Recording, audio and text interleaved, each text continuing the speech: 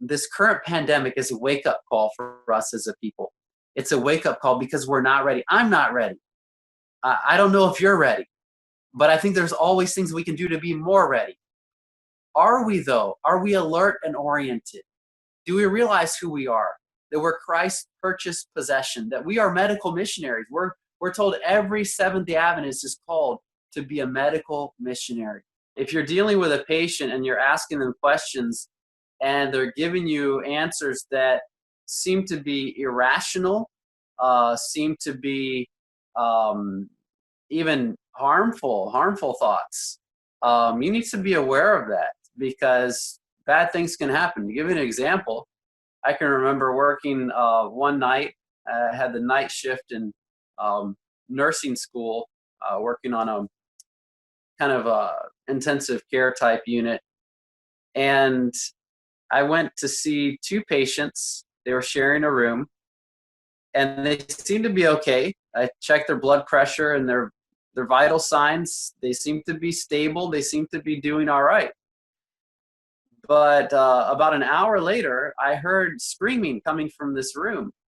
And the nurse and I ran in the room, turned on the light, and there are two elderly men in this room. One of the men was screaming. He was visibly agitated.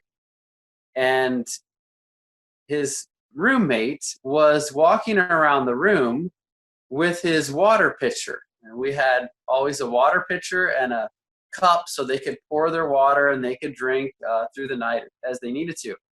Well, it turns out that this man with the water pitcher had awoken and thought he was in his garden. And so he started watering the plants around him. And unfortunately, his roommate appeared to be, I don't know, maybe a patch of cucumbers. But nonetheless, he watered his roommate, and his roommate was very upset about it. Unfortunately, we had not ascertained that he was disoriented beforehand. We could have possibly prevented that incident from taking place. Mm-hmm. And that's kind of a humorous story. But underlying that principle, there's some serious implications. Because first of all, we need to ask ourselves, are we cognitively aware? Are we, the term is alert and oriented. The assessment that I'm speaking of asks 4 questions, or maybe more, but it seeks to determine 4 categories of awareness. And this can vary based on whatever institution you're working for. But here's the 4 that I'm going to list. First of all, your person. Do you know who you are? Secondly, place. Do you know where you are? The time or the date. Now, this is one I sometimes forget the date, but a quick look at my watch can remind me. But some people have no idea what time they're living in. And also the 4th is recent events. Are you aware of your surroundings? Are you aware of what's going on around you? Because if you're not, let's say there's something that's, let's say the COVID-19 pandemic. I've heard of people being out at sea on these sailing adventures, and they come into port and finally they realize, hey, there's a pandemic, and I didn't know for the past few months. But there are people in the world that should know, and they don't know because they're cognitively unable to do it. They're not able to process things correctly. Maybe they're suffering from some type of mental disorder. Or maybe they're a hermit. I don't know. That's not necessarily a cognitive disorder, but it could preclude you from realizing the recent events that are transpiring around us. Some things that are happening, we do need to know about. I'm not saying that we need to be faithful students of everything that news media produces, but to know of major events is potentially very important. So that's a total of 4 things that we're going to look at: person, place, time, and recent events. Now, you can apply this in the clinical setting, but you can also apply this to our personal lives as Christians, because In the book of Matthew 24, Jesus gave us some things that we're supposed to be looking for, some events that should help us to recall that he said he's coming soon. And there are things that will happen prior to that time that we need to be aware of. We need to be potentially planning for. We need to be making others aware as well. And these are, in some cases, very, very important events that need to be warned against. In Matthew 24, verse 4, first of all, Jesus gave a admonition, take heed that no man deceive you. Why was that important? Because Jesus realized there would be every wind of doctrine blowing on a spiritual sense, but also every wind of information blowing, so to speak. We have different opinions, different even factual, quote unquote, factual accounts that are being promulgated regarding this pandemic, regarding recent events, regarding the way the world is going. We need to know the true voice in all of this. So that warning, let no man deceive you, is very applicable to our lives today. How can we make sure that no man deceives us? Well, first of all, we need to know the truth. Jesus says, I am the way, the truth, and the life. There's no better definition of truth than following after Christ and reading his word. His word is truth. He said, sanctify them through thy truth. Thy word is truth. And so to have an understanding of the Bible and to practically apply that to our lives and to live by its principles, that is the guiding light. If we are to be able to discern between truth and mistruth, then we need to be students of the Bible. And that's not just a once in a lifetime event. We're not just to read through the Bible and set it on a shelf and forget about it. We're to every day be searching for these gems of truth, because God's word molds itself to our needs. That's why we can read the Bible one day and we can read the very same passage the next day and get something totally different out of it. Why? Because our needs change. And God does not change, but his word applies differently to those needs that we have. So we can know the truth if we know Jesus Christ, and we get to know him every day more and more. He says in verse 6 of Matthew 24, and ye shall hear of wars and rumors of wars. See that ye be not troubled, for all these things must come to pass, but the end is not yet. We're definitely living in this time. Over the past 100 years, we've seen more conflicts and seen more loss of life at any given time, potentially more than any other time in this earth's history. And it seems like things are even getting worse again, with the anger of the nations being kindled all around us. So definitely we're living in this time. But Christ told us not to be worried about this. Why? Because it's a sign of the time, but there's not a whole lot we can do in regards to these events. In the Sermon on the Mount, Jesus did say, blessed are the peacemakers. We should be seeking to make peace wherever we go. But the wrath of man is being stirred. Satan is at work, and we will see wars and rumors of wars. But see that we be not troubled is Christ's admonition.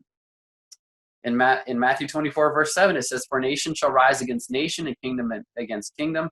There shall be famines and pestilences and earthquakes in diverse places. It's not just in one place. This is all over the world. We're going to be seeing things like this taking place. We're going to talk about these famines, pestilences, and earthquakes now. I'll start with earthquakes. There's not a whole lot you can do about earthquakes. Make sure your building is well supported, it's well built, and stay out of the fault zones when you see some major seismic activity. That's about all you can do in regards to earthquakes. Famines, here's one that's very important. I would say that most people are in a type of famine, even in first world countries. It's a famine of good food, of nutritious food. We're eating, in many cases, things that are very detrimental to us, things that are low in nutrients. And maybe they taste good, but they're not supplying the body the real food that it needs. And so in many cases, our cells are starving because of the lack of the proper nutrition. So how can we prepare against famine? Well, eat nourishing food. Um, well, what if there is an actual scarcity of food? Well, I believe this is another reason why it's so important for us as those that have the admonition to be involved in agricultural pursuits, even if that's only sprouting your own foods, or if you have a piece of land to till, having your own garden is a very essential thing to do at this time. We're told eventually the problem of buying and selling will be a very serious one. And for this reason, parents should move out of the cities and have a place where they can grow their own fruit and vegetables. We may see that this pandemic is waning in severity. Let us not let our guard. So that leaves us now with pestilences. Christ said pestilences would be a sign of the last days just prior to his coming in the clouds of heaven. So this is the one, believe it or not, this is the one that we can prepare for the most and be an influence of preparedness in the world around us, because we have a wonderfully and fearfully made body with an immune system, with restorative agencies that God has set in motion, that he also, through the agency of the Holy Spirit, continues to direct minute by minute, second by second. And he also has a plan in which we are to cooperate with him in building up and restoring the body. We call this our health message as Seventh-day Adventists. It's a practical way of understanding how God wants to bring salvation to our lives as well. We know in Psalms, is it 36? That thy way may be known upon earth, thy saving health among the nations. God wants us to use the message of health and healing just as just as Jesus used it. Matthew 9:35, it says Jesus went about all the cities and villages teaching, preaching, and healing. And he wants us to do the same. Why? Because healing is a practical representation of God's love and mercy and his power to restore and to save those who are destroying themselves, or those who are suffering because of the results of a sinful world. And so God has given us admonitions through his word. He's given us increased light as Seventh-day Adventists through the health message, through the writings of Ellen White. And he wants us not only to apply these to our own lives so that we may be protected, but also to apply these, or to help others to apply these to their lives as well. Now, I believe it's very important for us to realize the urgency of taking hold of this message. In 1918, an event happened that, by comparison, COVID-19 really was insignificant compared to the 1918 pandemic, the Spanish influenza pandemic, that killed, some people say, maybe up to 100 million people in a very short amount of time. There was a need during that time to go out and to share health and wellness. There were quite a few medical missionaries during this time. We had sanitariums all over the country and in many parts of the world as well. But we weren't ready as a people, believe it or not. We had the writings of Ellen White fresh in our minds. She'd passed away just 3 years prior. And so there are many people who were true medical missionaries at this time, but the church was not ready. And I'm not saying that to be critical or even analytical. I'm saying that as a matter of factual statement. Why? Because the director of the medical department of the General Conference, Dr. W.A. Rubel, reported this in the Review and Herald, October 31st, 1918. I'm going to read portions of the article that he wrote. This was after, well, this was actually during the time, the most critical time of the pandemic in the month of October, 1918. He said, our country at this time is passing through one of the most widespread and devastating pandemics that it has ever experienced. Gruesome accounts are given on every hand of cemeteries strewn with occupied coffins awaiting diggers to inter them, undertakers with dozens of bodies awaiting caskets, morgues taxed to their capacity, an additional building, and even tents requisitioned for the overflow. Among the living, many are dying unattended by physician or nurse. The scarcity of doctors and nurses occasioned by the war has made adequate help to the suffering impossible. Every practical nurse and every other person that could help at all minister to the sick has been called into service, and still there is not enough help. I'm not going to read this whole article because it is very, very lengthy. But I want to comment on that, just that one element there. Dr. Rubel talks at length in this article about the fact that doctor and nurse were not enough to stay the tide of this pandemic. Every person who knew anything about health, about hygiene, about practical nursing, they were called into service. Everyone that knew anything. So if you're a medical missionary, that would mean you would be called into service. But are we ready? Are we ready? Have we prepared for such a time as this? Have we gone through a training using things like hydrotherapy and clay, those things that my brother just mentioned? Are we knowledgeable in how to bring comfort to those that are sick in a very simple way? What was needed here in the 1918 pandemic, really, what really saved lives were people that knew how to practice hydrotherapy and knew how to change a patient's bed. Simple nursing, knew how to give them a sponge bath if necessary. These are not things you need to spend years and years developing a simple understanding of. These are things you can very easily, very quickly gain a knowledge of. Hydrotherapy, learn 2 treatments, learn the hot foot bath and chest fomentation, and you would be a help wherever you go for a wide variety of ailments. Not to mention these types of pandemics. So many simple things that we can learn that can help us during these times. I believe that's part of that warning that Christ gave us, to beware of the pestilences, to be aware of the pestilences that are coming. And he gave us ways of reaching out and helping those that will be suffering during these times. Now, we don't only have pestilences of infectious disease, we have pestilences of chronic disease as well.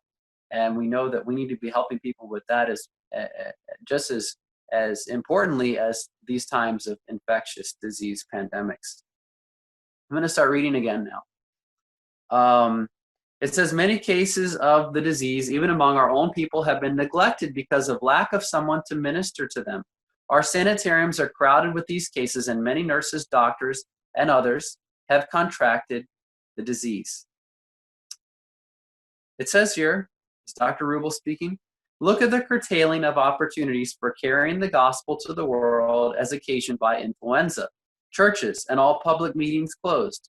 Travel by train and steamship restricted. Call porters refuse the privilege of pursuing their work. And even mail interfered with so that it takes a week for a letter to go where it went in a day before. These things have happened. And I believe the disruption, societal disruption during our current pandemic has been even worse than during the more infectious pandemic of 1918. And I'm not even really sure why that's happened. I think maybe we've overreacted in some cases. I don't know. I'm not an expert on that. But I do know that the societal disruption is more severe than it was back then during the 1918 pandemic. And maybe it's because we're a more closely connected society, global society today as well. That could be one big reason why things are so disrupted now. I'm reading back here again, this article. With this introduction, I want to ask my first question again. After influenza, what? What shall Seventh-day Adventists do to be ready for such experiences? We have known from Bible teachings and from the spirit of prophecy for many years that such times were coming. We have been told over and over again to prepare for these experiences by well-ordered lives and by securing such a preparation for service as would enable all of our people. Who is that? Just some of our people? No, it says all of our people to minister to the sick and distressed in such a time. Ministers, call porters, teachers, and lay members have been urged to become medical missionaries. We are told that every Seventh-day Adventist home should be a small sanitarium, that every Seventh-day Adventist should be a medical evangelist, that the medical phase of our work would be one of the last to be closed. During this epidemic, now listen to this. This is where it really comes close to home, because we need to ask ourselves, does this apply to our situation as well? Have we been able to effectively help those around us? Okay. During this epidemic, every Seventh-day Adventist has had 10 times as many opportunities for service as he could fill if he had been ready for them. Imagine that. If you were ready, and yet there were 10 times more opportunities than you could have filled if you had been fully prepared, what an opportunity to help others. What an opportunity that we have even right now. He says, Dr. Rubel, what a chance for a missionary endeavor and for practicing that pure religion and undefiled of which James speaks. Some, however, have been so fearful of contracting the disease that they have refrained from offering assistance to the distressed until the disease actually invaded their own families, while others have exceeded their strength in ministry to the sick. In such experiences as we are passing through, barriers, social and professional, are being broken down.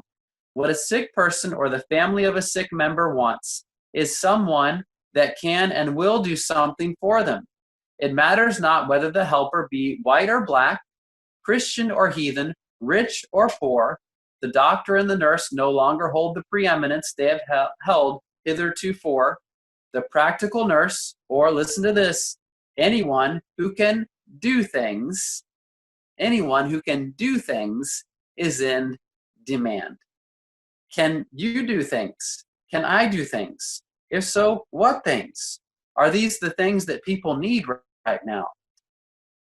These are the things that we need to be studying if we don't know. If we don't know hydrotherapy, if we don't know how to, now here's an important consideration. If we don't know how to reach people in our present set of circumstances, we need to pray and ask God to give us wisdom.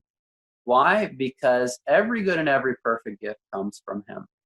He can help us to be able to tailor our evangelism and our practices to meet the needs of those around us, even in societal restrictions, even in prohibitions. We can still work. We need to ask God for wisdom to know how we can do it. Perfect example of this, we're using media right now to communicate. And the beautiful thing about this is, if I were to set up a meeting in my home right now and invite all those around us or around me to come to this meeting, people would have to go through a lot of logistical planning to get here. If I invited you here, it would be almost impossible for you to get here, especially on short notice. But we're able to do this using these modern advances.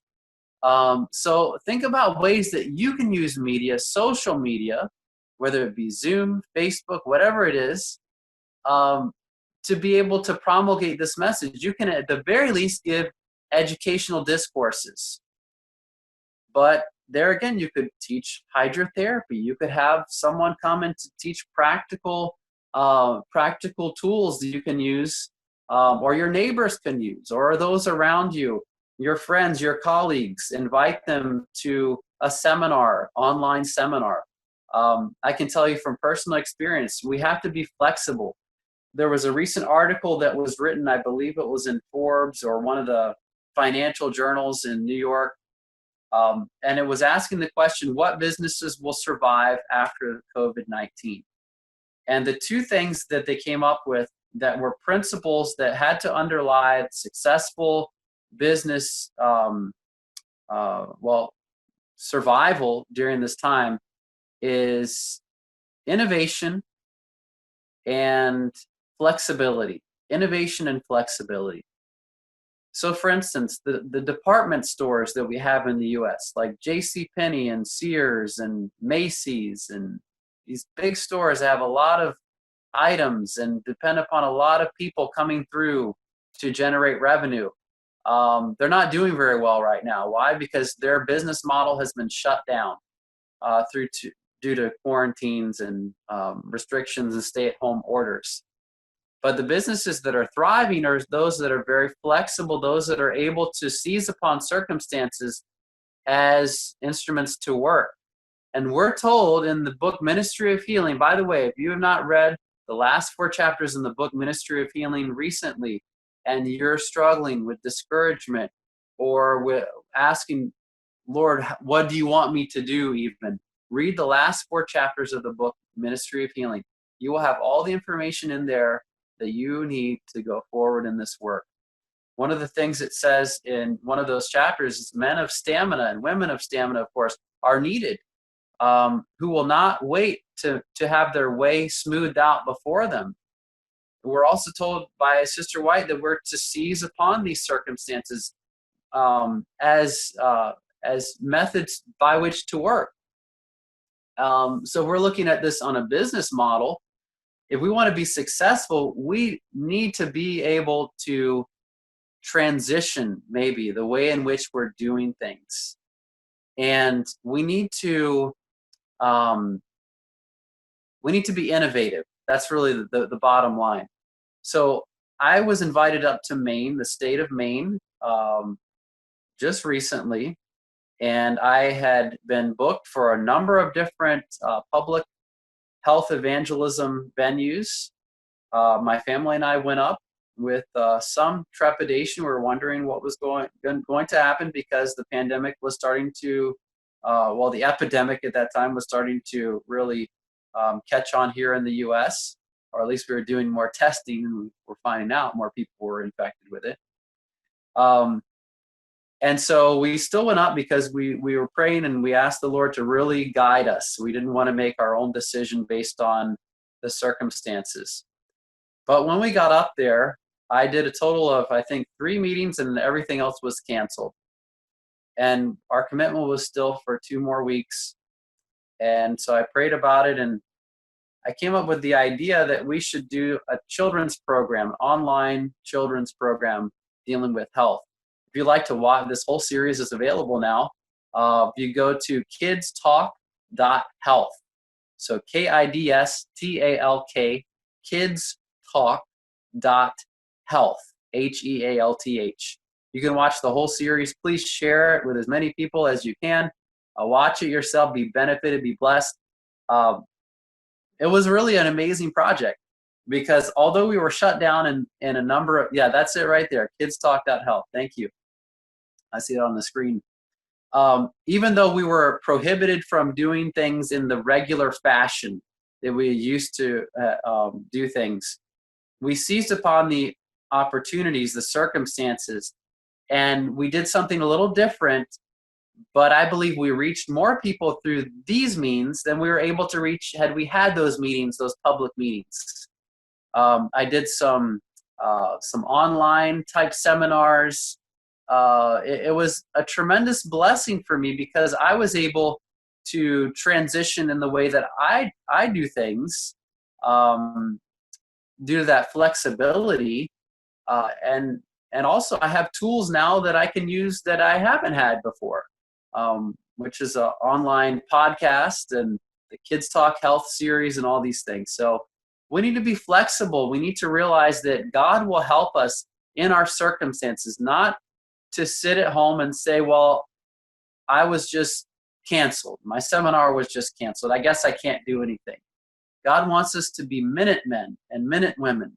We need to be always ready to go forward in whatever circumstances surround us. I think we have not yet seen the most difficult circumstances and the most severe pestilences that are yet to come. And so we need to be ready. Get ready to be a witness to those around us and to use the tools that God has given to us, because we'll always have tools. Even if we don't have a voice, we can smile.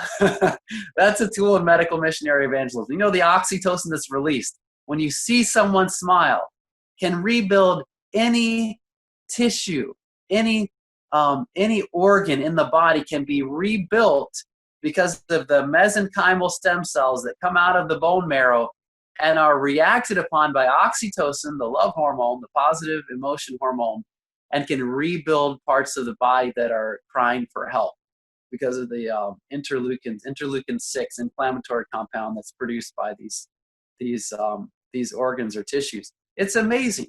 We need to realize that just a simple thing like giving a glass of water to someone or recommending the benefits of water drinking. You realize that a study that was published looking at Adventist Health, actually Adventist Health Study 2, I believe, looking at Seventh-day Adventists who are drinking water, those who are not drinking water on a regular basis. It realized those that drank over 5 glasses of water a day, 5 8-ounce glasses of water a day, reduced the risk of a fatal heart attack by almost 50%.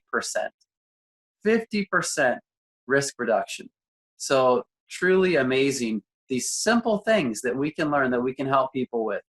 And we might not be able to do the things that we've done in the past, but we can at least work in the capacity that we have right now. And you know what? That's all God requires of us. God does not require of us to do something that we cannot do through his strength, but he does require us to do all things through his strength that are possible. And we can't limit him. We may think, well, I can't do that, even though I know God could help me. Let schools of health and first aid courses be given in every church. In short, let us do what the Lord through his servant for 40 years has told us to do, namely become medical missionary evangelists indeed and not in theory only. You know what? This was amazing, because after this time, for about 1 year, every church, every Seventh-day Adventist really got in, or most Seventh-day Adventists really got into medical missionary work. Why? Because they realized it's important because of what just happened. But then the time passed, and we started to forget about the need to be ready for these times. That's why I believe that this current pandemic is a wake-up call for us as a people. It's a wake-up call because we're not ready. I'm not ready. I don't know if you're ready, but I think there's always things we can do to be more ready. Are we, though? Are we alert and oriented? Do we realize who we are? That we're Christ's purchased possession, that we are medical missionaries. We're told every Seventh-day Adventist is called to be a medical missionary. Do we know the times in which we live? Are we oriented to our place? This place is not our home. Heaven is our home. Are we preparing ourselves for such a place?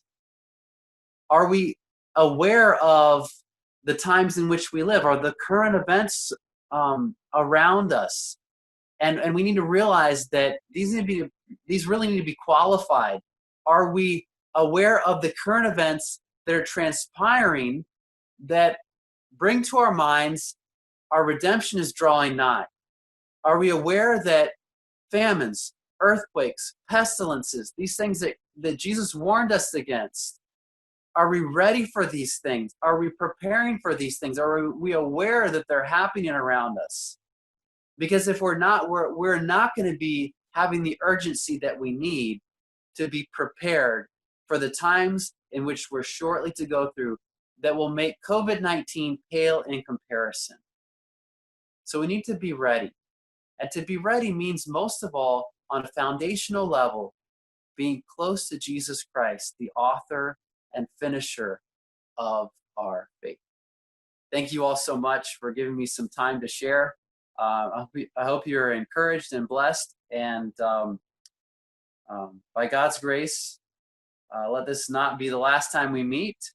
But if it is the last Zoom conference that I see you on, let's be faithful, brothers and sisters, because we have a heaven to win.